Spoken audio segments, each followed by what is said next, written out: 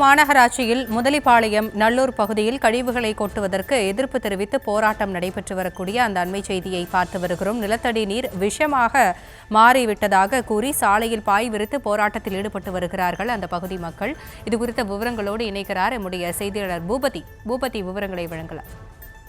வணக்கம். திருப்பூர் மாநகராட்சியை பொறுத்தவரை மொத்தம் 60 வார்டுகள் உள்ளன. இவற்றில் 15 வார்டுகளுக்கு ஒரு மண்டலம் என 4 மண்டலங்களாக பிரிக்கப்பட்டு திருப்பூர் மாநகராட்சி செயல்பட்டு வருகிறது. இந்த நிலையில் இங்கு சேகரிக்கப்படும் குப்பை சுமார் நாளொன்றுக்கு 700 முறை 800 டன் குப்பைகளானது சேகரிக்கப்பட்டு வருகிறது.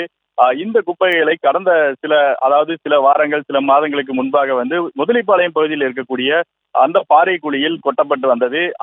அதுக்கு எதிர்ப்பு தெரிவித்து அப்பகுதி மக்கள் தொடர் போராட்டங்களை நடத்தி நீதிமன்ற உத்தரவின் பேரில் தற்பொழுது அந்த பகுதியில் அந்த குப்பைகளை கொட்டுவது முழுமையாக நிறுத்தப்பட்டுள்ள சூழ்நிலையில் அந்த பகுதியில் இருக்கக்கூடிய நிலத்தடி நீர் முழுமையாக மாசடைந்துள்ளது. குறிப்பாக அந்த பாறை குழியை சுற்றியுள்ள சுமார் 1 கிலோமீட்டர் தொலைவிற்கு நல்லூர், சினிமலைப்பாளையம் மற்றும் நாச்சிப்பாளையம், புதுப்பாளையம், வண்ணாந்தரப்புதூர் உள்ளிட்ட பல்வேறு பகுதிகளிலும் இருக்கக்கூடிய அந்த நிலத்தடி நீரானது முழுமையாக மாசடைந்துள்ளது. குறிப்பாக 1,22,000 TDS அளவிற்கு அந்த நிலத்தடி நீரின் விஷத்தன்மையானது அதிகரித்துள்ள சூழ்நிலையில் அந்த நீரை விவசாயத்திற்கோ கால்நடைகளுக்கோ அல்லது நம் வீட்டு பயன்பாட்டிற்கு எதற்குமே பயன்படுத்த முடியாத சூழல் ஏற்பட்டுள்ளது.